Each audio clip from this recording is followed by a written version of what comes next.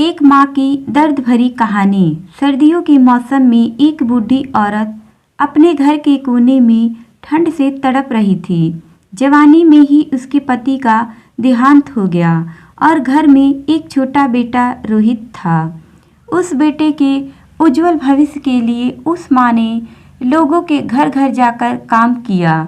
काम करते करते बहुत थक जाती थी, लेकिन फिर भी आराम नहीं करती थी और हमेशा एक बात याद करके फिर काम में लग जाती थी कि जिस दिन बेटा रोहित लायक हो जाएगा या कमाने लग जाएगा, उसी दिन आराम करेगी। देखते देखते समय बीतता गया। माँ बूढ़ी हो गई और बेटे को एक अच्छी नौकरी मिल गई। कुछ समय बाद बेटे की शादी कर दी और एक बच्चा भी हो गया। अब बूढ़ी माँ बहुत खुश थी। उसके जीवन का सबसे बड़ा सपना पूरा हो गया, क्योंकि उसका बेटा रोहित लायक हो गया और अपने पैरों पर खड़ा हो गया था।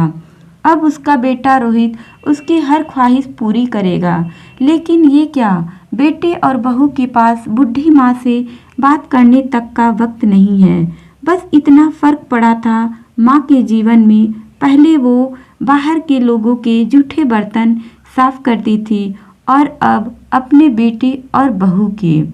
पहले बाहर लोगों के कपड़े धोती थी, अब अपने बेटे और बहू के। फिर भी खुश थी, औलाद तो उसकी थी।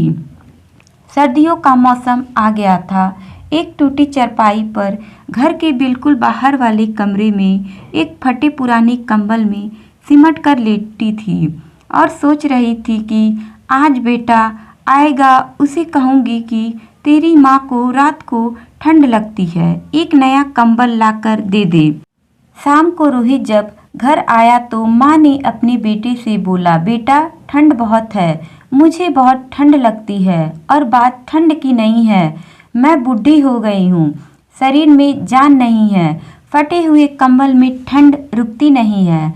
रोहित गुस्से से बोला, माँ इस बार घर के राशन में, बच्चों के एडमिशन में और बिजली के बिल में बहुत ज़्यादा खर्चा हो गया है।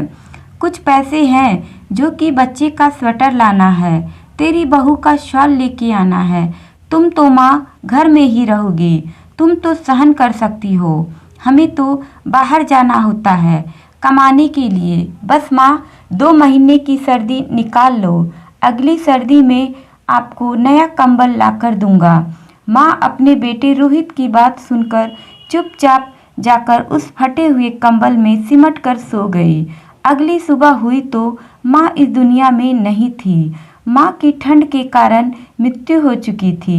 बेटे ने सभी को खबर की, कहा कि माँ इस दुनिया में नहीं रही। सब रिश्तेदार, दोस्त, पड़ोसी सब इकट्ठे हो गए। बेटे ने अपनी माँ की अंतिम यात्रा में कोई कमी नहीं छोड़ी। माँ की बहुत अच्छी अर्थी सजाई गई थी। बहुत महंगा शॉल माँ को उड़ाया गया था। सारी दुनिया अंतिम संस्कार को देखकर कह रही थी कि हमें भी हर जन्म में ऐसा ही बेटा देना। मगर उन लोगों को क्या पता था कि मरने के पहले ही एक माँ ठंड से तड़प रही थी, सिर्फ एक कंबल के लिए। दोस्तों, आपके माँ बाप अगर आपके साथ हैं तो आप बहुत भाग्यशाली हैं। आज आप अपने जीवन में जो कुछ भी हैं, उन्हीं की मेहनत और लगन की वजह से हैं। जीते जी अपने माता पिता की सेवा करना ही आपका पहला कर्तव्य है।